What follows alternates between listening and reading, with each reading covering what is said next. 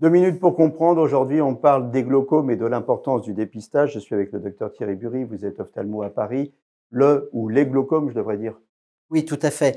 Car en fait, il y a 2 pathologies, le glaucome chronique ou le glaucome aigu par fermeture de l'angle, 2 maladies qui ont un mot en commun et qui pourtant n'ont pas grand-chose en commun, si ce n'est l'hypertonie oculaire, c'est-à-dire trop de tension à l'intérieur de l'œil.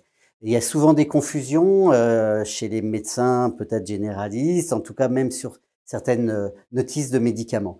Alors déjà, le glaucome chronique, c'est quoi? C'est une augmentation progressive de la tension sans aucun symptôme.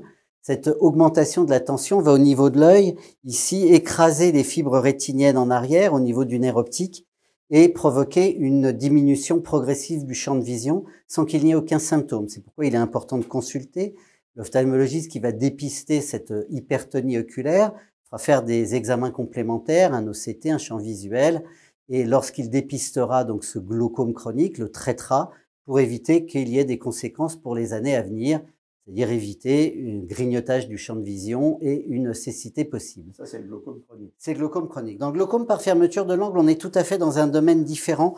On a un œil qui est prédisposé, avec ici la zone entre la cornée et l'iris, l'angle irido-cornéen, qui est étroit.